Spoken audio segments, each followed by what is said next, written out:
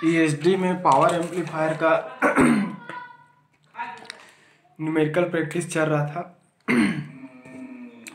उसी numerical practice की series में एक क्वेश्चन और देखते हैं। एक दो टाइप का और क्वेश्चन बचा है, फिर हो जाएगा। क्वेश्चन है पावर एम्पलीफायर का, आइडियो फ्रीक्वेंसी पावर एम्पलीफायर का। A series fade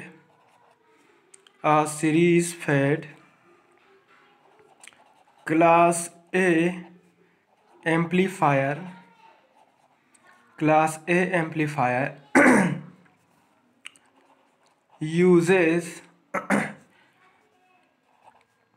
uses a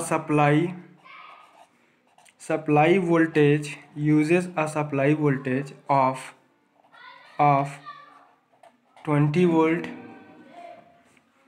The AC input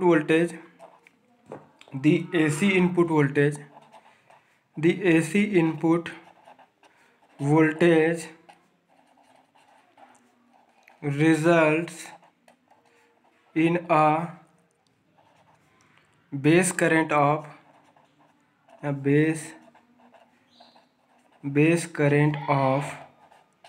9 milliampere peak. Calculate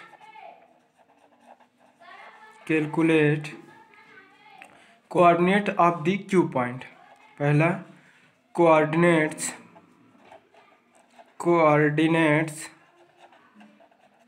of the Q point.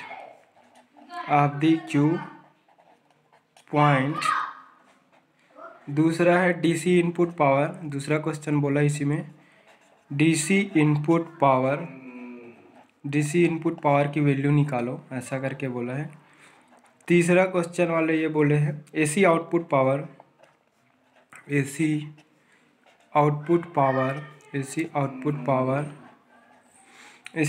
Power. चौथा जो है वो क्या है, इफिशियंसी।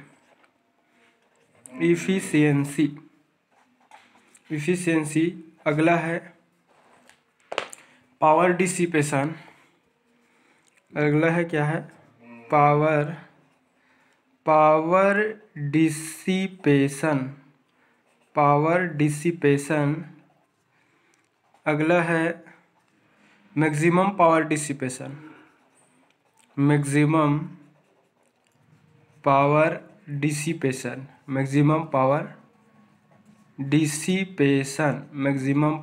डिसिपेशन। क्लियर हुआ? इतना क्वेश्चन पूछा है क्वेश्चन वाले ने। साथ ही यहाँ पर क्या दे दिया है, एक सर्किट दे दिया है डायरेक्ट कपल्ड एम्पलीफायर का। ये आपका ट्रांजिस्टर हो गया, एनपीएन ट्रांजिस्टर। ये 16 ओम हो गया। यहाँ से आउटपुट मेंशन किया है, क्यू दे दिया है। बीटा इक्वल टू ये क्या हो गया 25। ये आपका क्या है आरबी। ये आपका क्या है प्लस वीसीसी। आरबी की वैल्यू 1.5 किलो ओम। और ये है आपका इनपुट, ऐसा मेंशन किया है यहाँ पर। क्वेश्चन वाले ने ये सर्किट भी दे दिया है, ठीक है।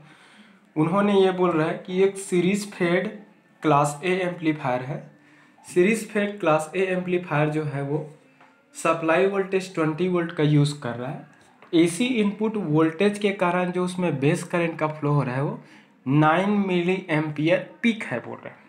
9 मिली एम्पियर पीक बोल रहा है, मतलब उसमें एसी जो करंट का फ्लो हो रहा है, एसी वोल्टेज के कारण जो इनपुट बेस करंट का फ्लो हो रहा है उसकी वैल्यू को 9 मिली एम्पियर पीक दिया है। मतलब इनपुट बेस करंट की मैक्सिमम वैल्यू को उसमें शो किया गया। क्लियर हुआ? अब यहाँ पे आप सबको पता है, हम जब इसका थ्योरी पढ़े थे, इसका एफिशिएंसी कैलकुलेशन पढ़े थे, तो ये ट्रांजिस्टर का बेस है, ये ट्रांजिस्टर का इमीटर। ट्रांजिस्टर के बेस और इमीटर के बीच की वोल्टेज को बेस टू इमीटर वोल्टेज बोलते हैं। और ये बेस टू इमीटर वोल्टेज है वो सिलिकॉन ट्रांजिस्टर के लिए 0.7 वोल्ट होता है, जर्मेनियम के लिए 0.3 होता है। अगर क्वेश्चन में कभी भी ट्रांजिस्टर को स्पेसिफाई नहीं किया है तो उस पर्टिकुलर केस में ट्रांजिस्टर के बेस और इमीटर के बीच की इंटरनल वोल्टेज को हम ऑलवेज 0.7 वोल्ट ही कंसीडर करेंगे। हम उसको सिलिकॉन ट्रांजिस्टर ही एजम्पशन करेंगे। क्लियर हुआ? तो क्वेश्चन वाले ने ये सर्किट दे दिया है, थ्योरेटिकली लिख दिया है कि सप्लाई वोल्टेज 20 वोल्ट, मतलब वीसीसी की वैल्यू 20 वोल्ट दे दिया है, और इसमें एसी वोल्टेज के कारण जो बेस करंट का फ्लो होगा उसकी वैल्यू को कितना दिया है, 9 मिली एम्पियर पीक, मतलब बेस करंट की मैक्सिमम एम्पलीट्यूड को क्या दे दिया है, 9 मिली एम्पियर पीक दिया है। क्लियर हुआ? अब मान लिया जाए हमने जब डेराइवेशन पढ़े थे, डीसी ऑपरेशन देखे थे, तो एक्सटर्नल डीसी वोल्टेज के कारण जो इसके इनपुट में जो करंट का फ्लो हो रहा था, इसके बेस में जो करंट फ्लो हो रहा था, उसको हमने ऐसा आईबी क्यू एजम्पशन किए थे। ठीक है, नो सिग्नल बेस करंट बोल सकते हैं या फिर zero signal base current. Zero signal base current का मतलब क्या होता है, when external applied input AC equals to 0। Clear हुआ? तो जब एक्सटर्नल अप्लाइड एसी वोल्टेज की वैल्यू क्या है, 0 है, तो उस पर्टिकुलर कंडीशन में उसकी बेस पे जो करंट का फ्लो हो रहा है वही क्या कहा जाएगा, no signal base current. Clear हुआ? तो नो सिग्नल बेस करंट की वैल्यू हम डेराइवेशन जब किए थे डायरेक्ट कपल्ड टाइप में, तो डायरेक्ट कपल्ड टाइप के एम्पलीफायर में जब हम उसका थ्योरी डेराइवेशन किए थे, तो जीरो सिग्नल बेस करंट, मतलब इसको क्या बोलेंगे, zero signal base current, zero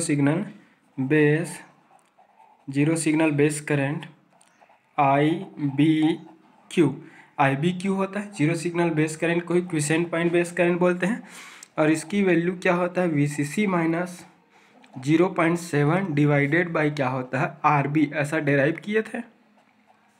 question वाले ने VCC DC supply voltage 20 volt दिया है, ये तो 0.7 है। आरबी की वैल्यू 1.5 किलो दिया है, तो 1.5 किलो मतलब 10⁻+3, और ये हो जाएगा ये आई बी क्यू। तो ये जीरो सिग्नल बेस करें। ठीक है, सॉल्व करेंगे 20। ये आपका स्टैंडर्ड डायरेक्ट कपल्ड टाइप के क्लास ए एम्पलीफायर में आई बी क्यू का फार्मूला, जिसको हमने थ्योरी पढ़ते समय डेराइव किया था।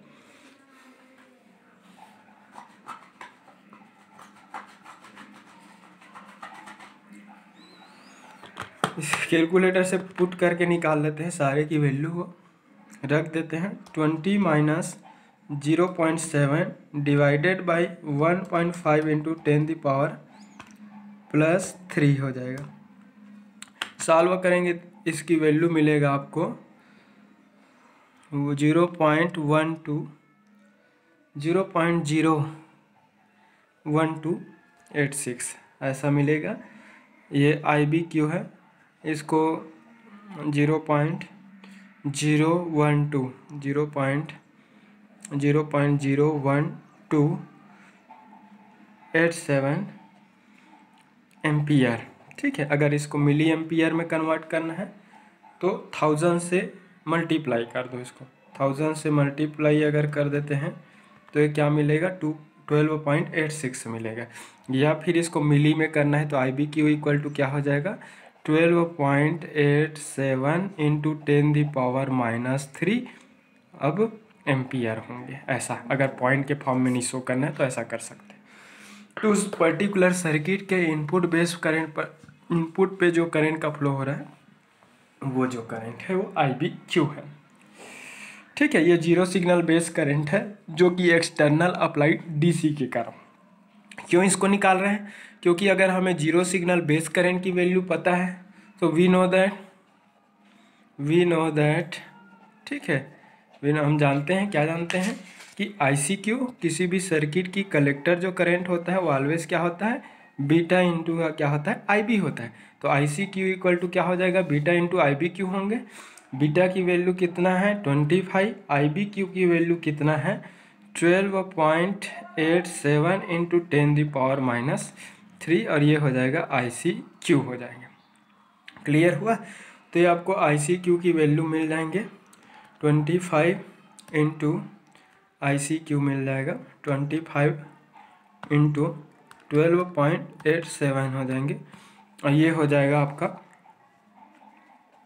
आई सी क्यू इक्वल 321.75, और ये हो जाएगा इंटू 10⁻³ और एम्पियर हो जाएंगे। करंट है तो इसका यूनिट क्या हो जाएगा, एम्पियर। तो I C Q equal to beta into I B Q होता है। आई बी क्यू की वैल्यू यहाँ पुट कर दो तो आई सी क्यू मिल जाएगा। तो आई सी क्यू क्या है, जीरो सिग्नल कलेक्टर करंट, जो कि external DC biasing supply voltage के कारण उसके कलेक्टर टर्मिनल पे फ्लो हो रहा है, कलेक्टर लोड पे फ्लो हो रहा है। अब कलेक्टर लोड पे फ्लो होने वाला डीसी करंट मिल गया जिसको जीरो सिग्नल कलेक्टर करंट बोलते हैं। अगर जीरो सिग्नल कलेक्टर करंट मिल गया तो उसके कलेक्टर और इमीटर के बीच का voltage V C E Q equal to होता है वी सी सी माइनस क्या हो जाएगा, I C Q into R L. ये हम फार्मूला से डेराइव किए थे थ्योरी पढ़ते समय। वी सी सी की वैल्यू 20 है, आई सी क्यू वैल्यू कितना है 321.75 इंटू 10⁻³ और आर एल की वैल्यू क्वेश्चन वाला कितना दिया है, 16 ओम दिया है। क्वेश्चन वाला कितना दिया है इसको, 16 ओम दिया है। तो ये 16 ओम हो गया। तो V C E Q equal to निकाल रहे, सॉल्व कर लेते हैं। 20 - 321.75 इंटू 10⁻³ इंटू 16 और ये हो जाएगा, सॉल्व करेंगे तो आपको मिल जाएगा V C E Q equal to हो जाएगा 14.852 वोल्टेज है तो यूनिट क्या होंगे, वोल्ट होंगे। ठीक है, तो ये collector to emitter no signal voltage और जीरो सिग्नल वोल्टेज।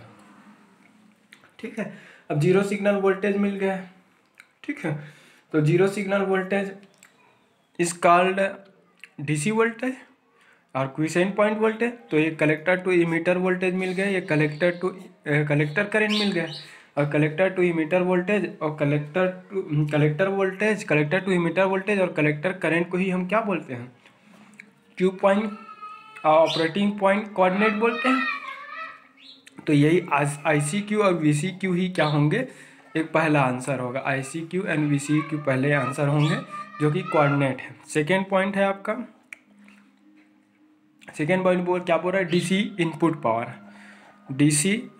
पावर। ठीक है, डीसी इनपुट पावर हमने पढ़ा था, क्या पढ़े थे कि external DC biasing supply voltage के कारण ट्रांजिस्टर एम्पलीफायर में जो पावर इनपुट होता है उस पावर को क्या बोलते हैं, डीसी इनपुट पावर बोलते हैं। तो DC input power PDC equal to क्या हो जाएगा, VCC external DC biasing supply voltage into क्या हो जाएगा, आईसीक्यू। वीसीसी की वैल्यू कितना है, 20 है। आईसीक्यू की वैल्यू कितना निकाले हम, 321.75 इंटू 10⁻³ हो जाएगा। ठीक है, तो ये इनपुट डीसी पावर हो जाएंगे 20 इंटू 321.75 इंटू 10⁻³। ठीक है, पीडीसी इक्वल टू 6.435 पावर है तो यूनिट क्या हो जाएंगे, वाट होंगे। ठीक है, तो external DC biasing supply voltage के कारण इस ट्रांजिस्टर में जो करंट का फ्लो हो रहा था वो डीसी करंट था और उस डीसी करंट के फ्लो होने से उसके कलेक्टर लोड पे जो पावर डेवलप हो रहा था वही क्या कहलाया आपका, डीसी पावर, जो कि इनपुट डीसी पावर। अब वैसे भी आप सभी जानते हैं कि पावर जो एम्पलीफायर होता है एक्चुअल में इनपुट डीसी पावर को ही लेकर amplified output AC power provide करता है। तो ये इनपुट डीसी पावर हो गया। अगला देखते हैं अब आउटपुट एसी पावर की निकालने के लिए। तो आउटपुट एसी पावर के लिए हमें आउटपुट एसी करंट फ्लो होना चाहिए।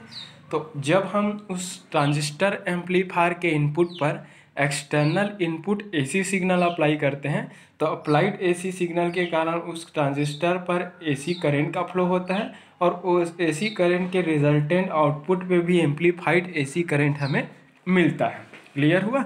तो क्वेश्चन वाले ने बोला है कि the AC input voltage results in a base current of 9 milli ampere peak. वो ये बोल रहा है कि इनपुट एसी वोल्टेज के कारण उसमें कितना करंट का फ्लो होता है, base current of 9 milli ampere peak. ठीक है, 9 मिली एम्पियर का बेस करंट का। तो क्वेश्चन में I B is base current and इसकी पीक वैल्यू दिया है I B M is nothing but it is a peak और maximum amplitude of input base current. तो इसके कारण बेस करंट जो वैल्यू इसके वैल्यू दिया है 9 इंटू 10⁻³ एम्पियर दिए, ठीक है। IBM इक्वल टू 9 इंटू 10⁻³ क्या दिया है, एम्पियर दिया है। तो ICM ठीक है, कलेक्टर पीक वैल्यू आप कलेक्टर करें, ICM इक्वल टू क्या हो जाएगा, बीटा इंटू क्या होगा, IBM, बीटा इंटू क्या होंगे, IBM होंगे, बीटा इंटू IBM होगा। बीटा की वैल्यू कितना है 25, 9 इंटू 10⁻³ क्या होगा -3 होंगे, और ये हो जाएगा 225, और ये क्या हो जाएगा मिली एम्पियर, 10⁻³ एम्पियर। तो ये क्या हो जाएगा ICM की वैल्यू, पीक वैल्यू आप कलेक्टर करें which is flowing due to external input AC signal, ठीक है। तो एक्सटर्नल इनपुट AC सिग्नल के कारण उसके कलेक्टर पे जो करंट का फ्लो हो रहा है वही कलेक्टर पीक कलेक्टर करंट को ही हम क्या बोलेंगे, पीक AC कलेक्टर करंट बोलेंगे, ठीक है।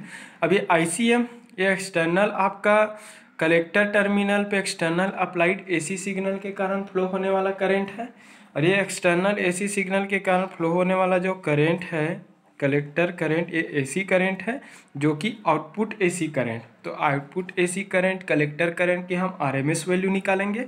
तो RMS वैल्यू अब क्या होता है, किसी भी सिग्नल की peak value of signal divided by √2। तो अगर करंट का RMS वैल्यू निकाल रहे हैं तो करंट का पीक वैल्यू कितना है 225 इंटू 10⁻³ डिवाइडेड बाय क्या हो जाएगा √2 होंगे, ठीक है। तो ये हो जाएगा आपका 225 इंटू 10⁻³ डिवाइडेड बाई √2। ये आपका पीक वैल्यू और RMS वैल्यू के बीच का रिलेशन है, ठीक है। तो ये आपको मिलेगा 1 ICRMS peak value of collector और RMS value of collector current जो कि आउटपुट करंट है। तो इस output collector current ICRMS equal to क्या हो जाएगा 159.09 इंटू 10⁻³ और ये क्या हो जाएंगे एम्पियर है। क्लियर हुआ। तो ये आपका आउटपुट कलेक्टर करंट का RMS वैल्यू है। क्लियर, आई थिंक सबको क्लियर हो गया होगा, ठीक है। तो एक्सटर्नल इनपुट AC सिग्नल के कारण इसके इनपुट पर बेस करंट का फ्लो होता है और उस बेस करंट के ही रिजल्टिंग आउटपुट कलेक्टर करंट का फ्लो होता है जिसे हम IC कहते हैं, ठीक है। अब हमें यहाँ पर आउटपुट कलेक्टर करंट का RMS वैल्यू मिल गया, तो आउटपुट AC पावर निकाल सकते हैं। सो आउटपुट AC पावर तो output AC power PAC equal to क्या हो जाएगा ICRMS आउटपुट करंट का RMS वैल्यू का स्क्वायर इंटू क्या हो जाएगा ये RL हो जाएंगे, ठीक है। ICRMS का स्क्वायर इक्वल टू क्या हो जाएगा 159.09 इंटू 10⁻³ ए का होल स्क्वायर इंटू RL की वैल्यू कितना है 16 है कलेक्टर लोड का। तो इसको हम सॉल्व अगर कर देंगे, इसका होल स्क्वायर इंटू क्या हो जाएगा 16 इक्वल टू आपको क्या मिलेगा 0.405 मिलेगा। तो output AC power PAC equal to क्या मिलेगा 0.405 मिलेंगे। पावर यूनिट क्या होगा वाट। तो external applied input AC signal का एम्पलीफाइड आउटपुट जो पावर मिलेगा वही आउटपुट AC पावर है। वैसे भी पावर एम्पलीफायर क्या करता है, इनपुट DC पावर को लेकर amplified output AC power provide करता है। क्लियर हुआ। तो अगला क्या है, इफ़िशियंसी के बारे में बात करते हैं। इफ़िशियंसी ऑफ एम्पलीफायर, ये भी क्वेश्चन वाला पूछा था। अब हमें इफ़िशियंसी निकालना है। So efficiency of amplifier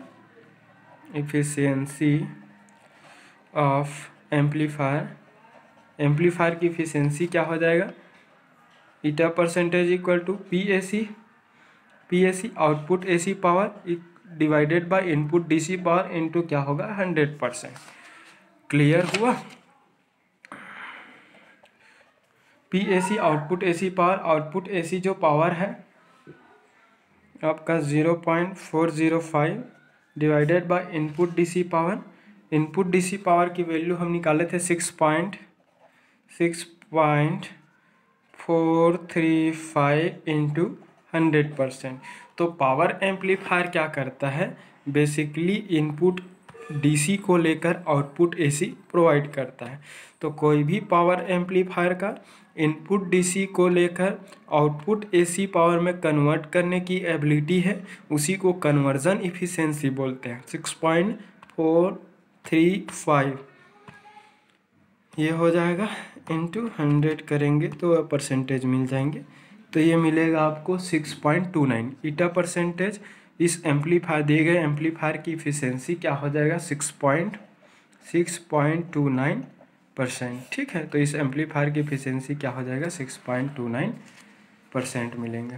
clear हुआ। तो ये है अपन का एम्पलीफायर की इफिशिएंसी। अब क्वेश्चन वाला ये बोल रहा है पावर डिसिपेशन निकालने के लिए बोल रहा है। ठीक है, तो हमने डायरेक्ट कपल्ड क्लास ए ऑडियो फ्रीक्वेंसी एम्पलीफायर में पावर डिसिपेशन पढ़े थे। तो कोई भी पावर एम्पलीफायर किसी डीसी पावर को एसी के फॉर्म में क्या करता है, कन्वर्ट करता है।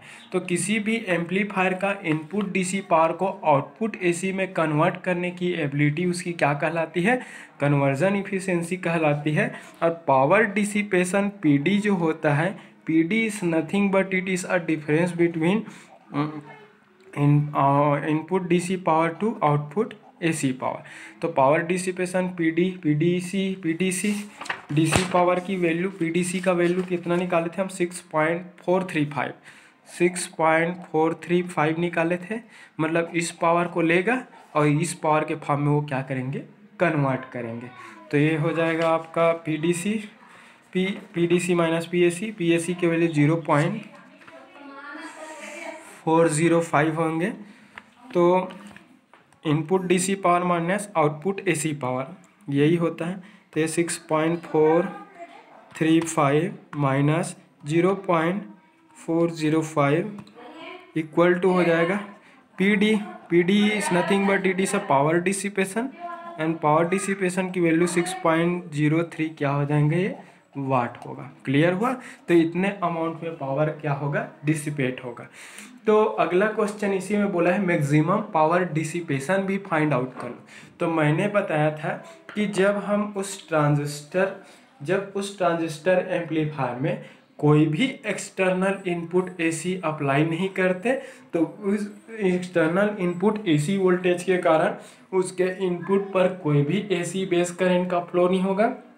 इनपुट एसी बेस करंट की वैल्यू 0 होने से आउटपुट कलेक्टर एसी की वैल्यू भी क्या होगा, 0। तो उस पर्टिकुलर कंडीशन में क्या होता है, external DC biasing supply voltage के कारण जो मैक्सिमम अमाउंट में जो पावर इनपुट के फॉर्म में दिया जाता है, वो कंप्लीट जो पावर है वो मैक्सिमम अमाउंट में क्या हो जाता है, डिसिपेट हो जाता है। तो पीडी मैक्सिमम मतलब मैक्सिमम पावर डिसिपेशन। तो पावर डिसिपेशन की वैल्यू मैक्सिमम कब होगा, जब एक्सटर्नल इनपुट एसी की वैल्यू है वो क्या रहेंगे, 0। तो जब हम कोई भी एक्सटर्नल इस इनपुट एसी अप्लाई नहीं करेंगे तो उस पर्टिकुलर केस में हमें कोई भी एसी पावर नहीं मिलेगा। तो उस पर्टिकुलर कंडीशन में अप्लाइड डीसी के कारण जो इनपुट डीसी पावर रहेंगे, वो सारा इनपुट डीसी पावर उसमें हीट के फॉर्म में क्या हो जाएगा, डिसिपेट हो जाएगा। तो उसी पर्टिकुलर कंडीशन में उसमें मैक्सिमम पावर डिसिपेशन होंगे, और maximum power dissipation PD maximum equal to क्या होगा, पीडीसी का इक्वल होंगे, और पीडीसी इक्वल टू 6.435, और ये क्या हो जाएगा, वाट। तो पीडी मैक्सिमम पावर डिसिपेशन। तो मैक्सिमम पावर डिसिपेशन है वो मैक्सिमम इनपुट डीसी पावर का क्या होगा, इक्वल होगा। क्लियर हुआ। तो आई थिंक ये सबको समझ में आ गया होगा, सबको क्लियर हो ही गया होगा। ठीक है, नेक्स्ट है पावर एम्पलीफायर का ही नेक्स्ट क्वेश्चन है, ये करते हैं। चलो फटाफट। क्वेश्चन वाला बोल रहा है अ पावर ट्रांजिस्टर, एक पावर ट्रांजिस्टर है, operated in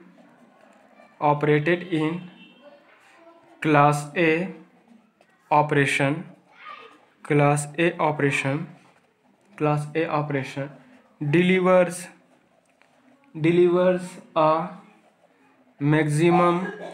delivers a maximum of 5 watt to a 4 ohm load with the supply voltage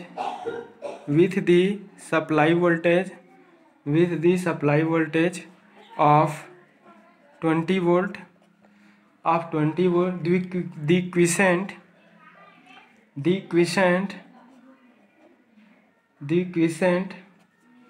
operating point मतलब Q point, operating point is adjusted for a symmetrical swing,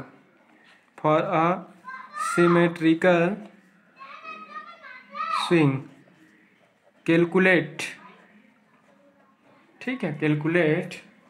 first है step down turn ratio,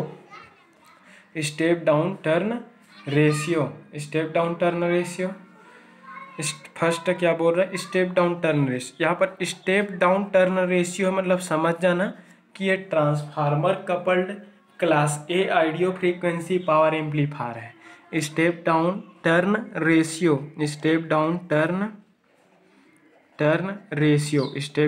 ratio. दूसरा peak collector current, दूसरा है आपका peak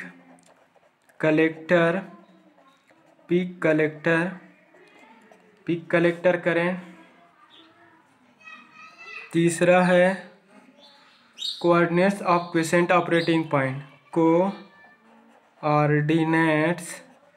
coordinates of quiescent operating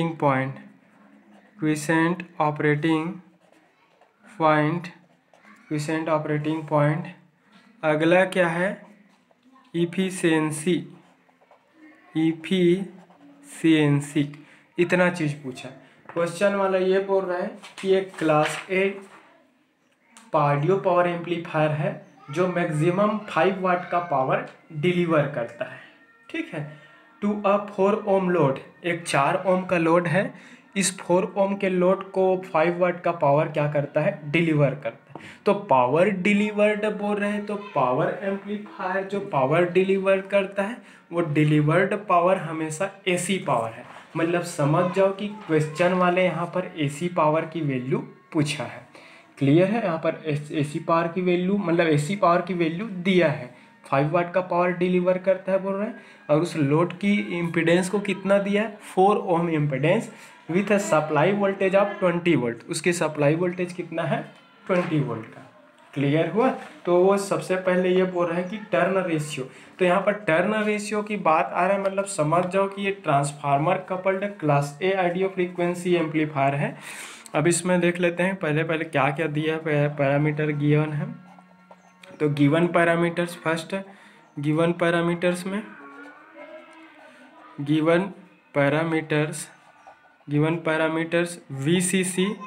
VCC equal to 20 volt, RL equal to क्या है, 4 ओम। Load जो connected है उसकी वैल्यू दे रहा है 4 ओम। दैट मीन्स इस 4 ओम के लोड को कितना पावर डिलीवर्ड कर रहे हैं, तो डिलीवर्डेड पावर जो है वो एसी पावर होगा, PAC। और PAC की वैल्यू क्वेश्चन वाला कितना दिया है, 5 वाट। तो 5 वाट की पावर उस 4 ओम के रजिस्टर मतलब 4 ओम के लोड को, अब वो रजिस्टर भी हो सकता है, कोई मोटर भी हो सकता है, कोई लाउड स्पीकर भी हो सकता है। तो उस 4 ओम के लोड को कितने वाट का पावर डिलीवर्ड कर रहे हैं, 5 वाट का। और उसमें अप्लाइड एक्सटर्नल सप्लाई वोल्टेज कितना दिया है, 20 वोल्ट का। क्लियर हुआ। तो मैक्सिमम ये हमें यहाँ पर टर्न रेशियो बोला है, तो टर्न रेशियो से समझ में आ रहा है कि दिए गए क्वेश्चन है वो transformer coupled class A audio frequency amplifier का है। तो transformer coupled class A audio frequency amplifier में ऐसा ट्रांसफार्मर हमने पढ़ा था, लोड में ट्रांसफार्मर यूज़ होता है ऐसे।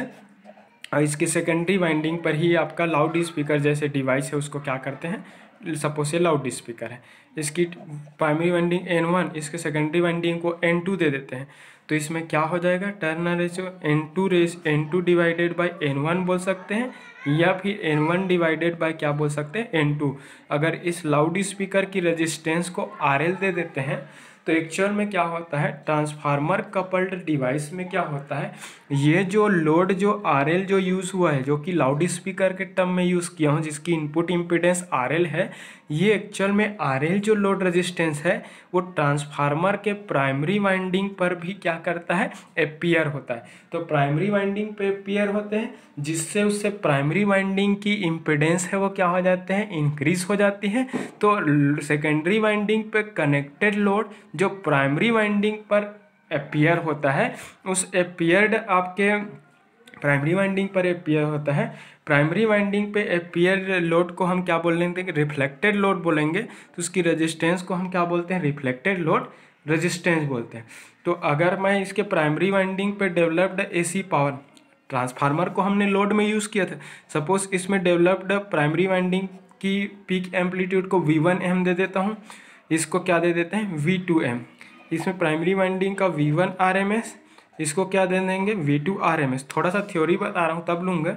तो RL के कारण इसके प्राइमरी वाइंडिंग की इम्पीडेंस है वो क्या हो जाती है, इंक्रीज हो जाती है। प्राइमरी वाइंडिंग की इम्पीडेंस इस टाइप से इंक्रीज हो जाती है कि वो मानो उसकी प्राइमरी वाइंडिंग पर कोई एक्सटर्नली रजिस्टर है, उसको सीरीज फॉर्म में क्या कर दिया गया हो, कनेक्ट कर दिया।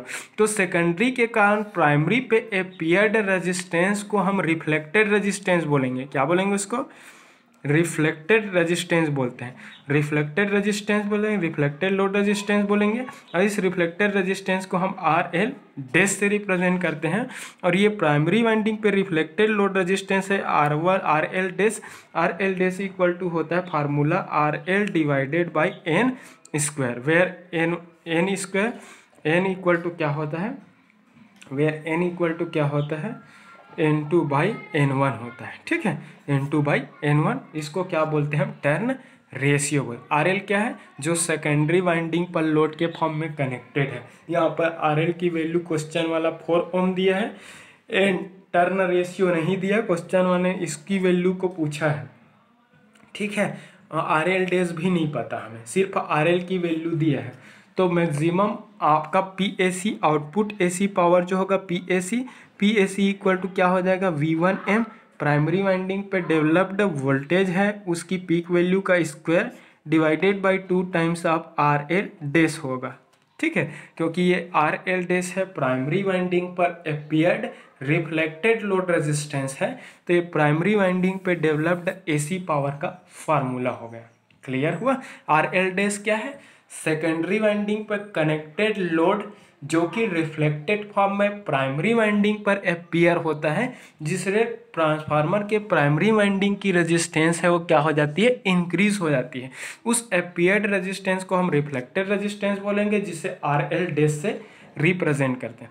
V1M, तो मैक्सिमम पावर आउटपुट कंडीशन के लिए क्या होगा, मैक्सिमम पावर आउटपुट के लिए, मैक्सिमम आउटपुट पावर के लिए, मैक्सिमम आउटपुट पावर के लिए क्या होगा, V1M प्राइमरी वाइंडिंग पे डेवलप्ड AC वोल्टेज की पीक वैल्यू है, वो मैक्सिमम कलेक्टर सप्लाई वोल्टेज का क्या होगा, इक्वल होगा मैक्सिमम पावर कंडीशन के लिए।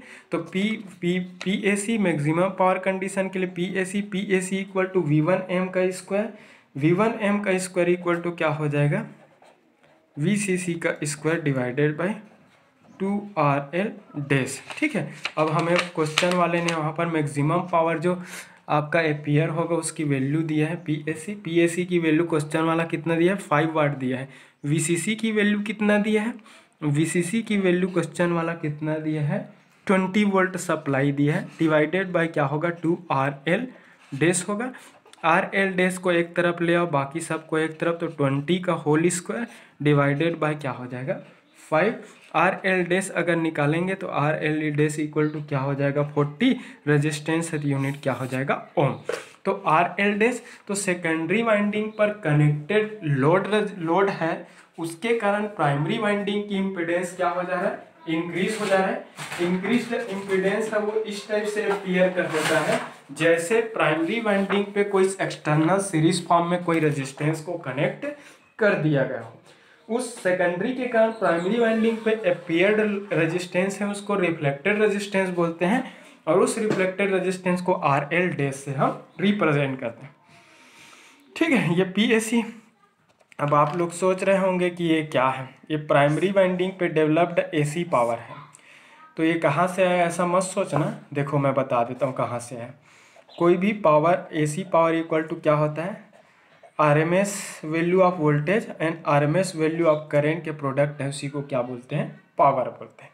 अब प्राइमरी वाइंडिंग पावर है तो V1 RMS, प्राइमरी वाइंडिंग का करंट I1 RMS ऐसा होगा, ठीक है। तो V1 RMS इक्वल टू क्या हो जाएगा, V1 M/2 √2।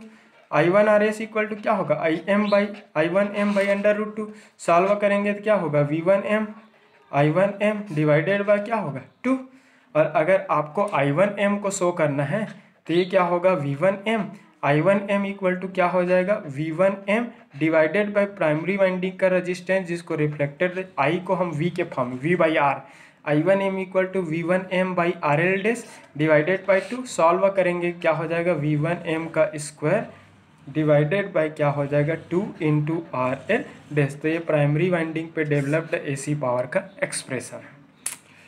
क्लियर हुआ, ये प्राइमरी वाइंडिंग पे डेवलप जिसमें V1 M है, प्राइमरी वाइंडिंग पे डेवलप्ड एसी वोल्टेज की पीक वैल्यू। RL डैश है क्या है, रिफ्लेक्टेड लोड रेजिस्टेंस। जो सेकेंडरी वाइंडिंग पे कनेक्टेड जो रजिस्टर है वो प्राइमरी वाइंडिंग में रिफ्लेक्टेड फॉर्म में क्या होता है, अपीयर होता है। तो यहाँ से आए, कंफ्यूज मत होना।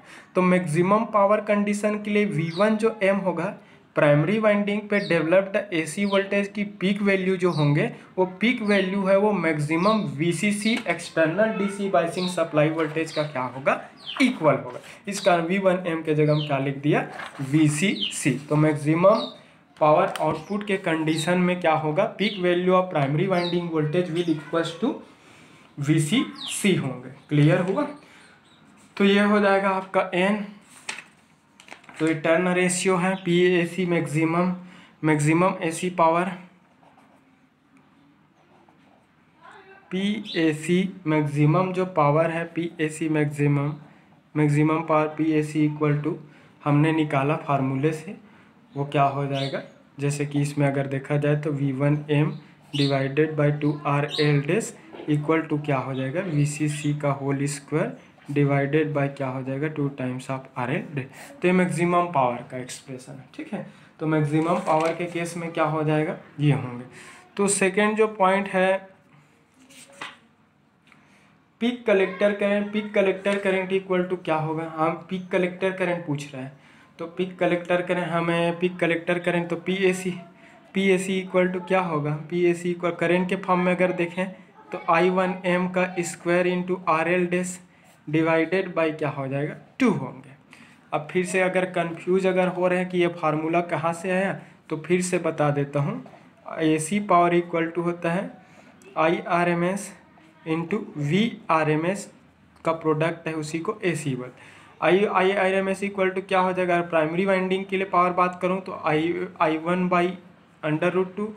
VRMS अगर प्राइमरी वाइंडिंग के लिए बात करूँ तो V1 M डिवाइडेड बाई √2 ऐसा होगा, ठीक है।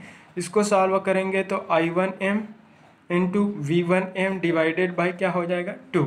अगर करंट के फॉर्म में शो करना है तो V equal to I into R होगा, तो ये क्या हो जाएगा I1 M, और V1 M इक्वल टू क्या हो जाएगा I1 M into primary winding का रेजिस्टेंस, रिफ्लेक्टेड रेजिस्टेंस, जो कि सेकेंडरी के कारण प्राइमरी पे अपीयर होता है। और इन दोनों को सॉल्व करें तो ये क्या हो जाएगा I1 M का square into RL dash divided by क्या हो जाएगा 2। तो ये डायरेक्टली यूज़ किया, समझ में आया। तो primary winding AC power voltage equal to ये हो जाएगा PAC, I1 M निकालना है, फिर से लिख देता हूँ I1 M का square RL divided by 2। PAC equal to कितना है, 5 वाट का एसी पावर डिलीवर होता है। I1 M का स्क्वायर, रिफ्लेक्टेड रेजिस्टेंस कितना है 40 है, डिवाइडेड बाई क्या हो जाएगा 2। तो I1 M इक्वल टू क्या हो जाएगा 5 इंटू 2 डिवाइडेड बाई क्या होगा 40, ठीक है। तो ये हो जाएंगे 10 डिवाइडेड बाई 40.25 मिलेंगे। तो I1 M peak value of current पूछा है क्वेश्चन वाला, तो पीक वैल्यू ऑफ करंट कितना मिला I1 5 इंटू 2, I1 का स्क्वायर है sorry, I1 square equal to 0.25, और I1 M इक्वल टू क्या हो जाएगा I1 M इक्वल टू 0.5 और करंट है तो यूनिट क्या होंगे, एम्पियर। तो क्वेश्चन वाला उसमें फ्लो होने वाले कलेक्टर करंट की पीक वैल्यू पूछा था, क्योंकि प्राइमरी वाइंडिंग ही कलेक्टर लोड की तरह एक्ट करता है और ट्रांसफार्मर के सेकेंडरी वाइंडिंग को हम किससे जोड़ते हैं, लोड से। हम यहाँ पर transformer coupled audio frequency power amplifier की डिस्कशन कर रहे हैं। क्लियर हुआ। तो मैक्सिमम पावर कंडीशन, तो मैक्सिमम पावर कंडीशन के केस में क्या होगा, पीक जो वैल्यू होंगे I1 जो M होगा वही DC current quiescent point current का इक्वल होगा। तो I1 इक्वल टू ICQ या फिर ICQ इक्वल टू क्या हो जाएगा, I1M और ये हो जाएगा 0.5 और ये हो जाएगा एम्पियर। क्लियर हुआ। तो पीक वैल्यू आप कलेक्टर करें, तो peak value of collector current है वो किसके इक्वल होगा, मैक्सिमम डीसी करंट। और ये डीसी करंट किसके कारण होता है, कलेक्टर सप्लाई वोल्टेज के कारण। क्लियर हुआ। तो ये ICQ भी पूछा था, peak value of collector current भी पूछा था। ठीक है, ICQ ये निकल गया, ICQ मिल गया, ICQ।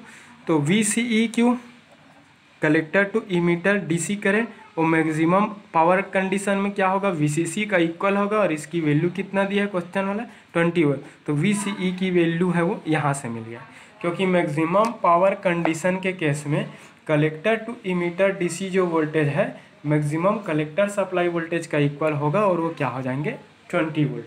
क्लियर हुआ। तो efficiency of amplifier eta equal to क्या हो जाएगा, PAC output AC power divided by input DC power होगा। Output AC power equal to क्या होगा, क्वेश्चन वाला 5 आउटपुट AC पावर तो दिया है, क्वेश्चन वाला डायरेक्टली दिया है। PDC इक्वल टू क्या होता है, VCC इंटू ICQ हो गया। ये आउटपुट AC पावर 5 वाट दिया है। VCC इंटू ICQ, VCC की वैल्यू कितना है, 20 है। ICQ की वैल्यू कितना है, 0.5 वाट। तो ईटा हो जाएंगे,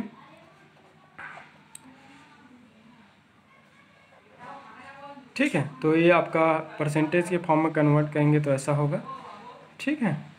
तो 50% आ जाएगा। तो VCC इंटू ICQ ये DC पावर है। AC पावर की वैल्यू डायरेक्ट क्वेश्चन वाला 5 वाट का पावर डिलीवर्ड होता है, ऐसा करके बोला है, ठीक है। तो मैक्सिमम जो इफिशियंसी है इस दिए गए एम्पलीफायर का जो कितना होगा, 50%। Output AC to input DC is called efficiency. Output AC as it is दिया है, इस कारण उसको सीधा लिख दिया PAC। DC input DC equal to क्या होता है, VCC इंटू ICQ।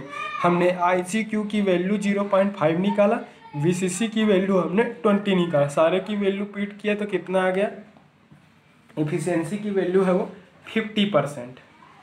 50% निकल रहा है, तो इसमें इफिशियंसी हो कितना, तो पीक जो मैक्सिमम पावर कंडीशन में क्या होगा, जो पीक वैल्यू ऑफ जो करंट जो होंगे, चाहे आउटपुट कलेक्टर AC करंट है वो कितना होगा, DC करंट का ICQ के इक्वल होंगे।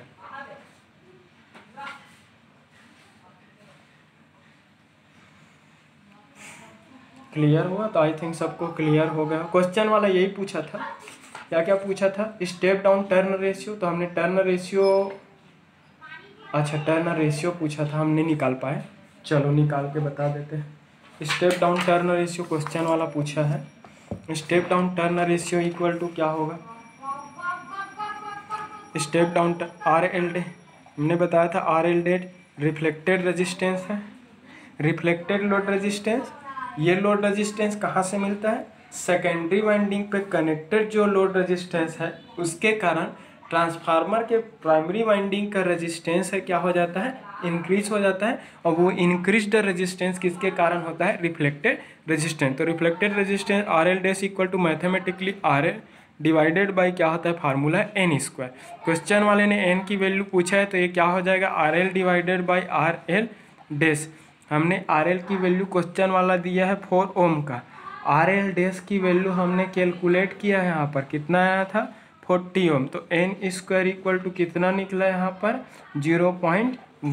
तो N की वैल्यू हम सॉल्व करेंगे तो 0.3163 मिलेगा। क्वेश्चन वाला ये चीज़ पूछा था। तो इस transformer coupled audio frequency power amplifier में रिफ्लेक्टेड लोड रेजिस्टेंस हमने RL dash equal to RL by N square हुआ। क्वेश्चन वाले ने टर्न रेशियो पूछा है, और turn ratio N equal to क्या होता है, mathematically ratio of number of turn as secondary winding to number of turns at primary winding. तो N2 बाई N1, तो R L dash equal to क्या हो जाएगा, R L by are L dash होंगे, ये हो जाएगा N इक्वल टू 0.3163 होंगे। तो आई थिंक सबको क्लियर हो गया होगा। अगर वीडियो क्लियर हो तो लाइक करें, शेयर करें, कमेंट करें। क्वेश्चन वाले पीक कलेक्टर करंट पूछा था। पीक कलेक्टर करंट हमने बताया कि पीक कलेक्टर जो करंट है I1M माना, कलेक्टर करंट मतलब प्राइमरी वाइंडिंग, क्योंकि आपने देखा ही होगा कि हमने transformer coupled class A audio frequency amplifier में ट्रांसफार्मर का यूज़ लोड को कपल करने के लिए यूज़ कर रहे हैं, जिसमें ट्रांसफार्मर की प्राइमरी वाइंडिंग है वो कलेक्टर लोड की तरह और सेकेंडरी वाइंडिंग से हम लोड को कनेक्ट किए। क्लियर हुआ? तो आई थिंक सबको क्लियर हो गया होगा। अगर वीडियो क्लियर हो तो लाइक करें, कमेंट करें, शेयर करें। Thank you.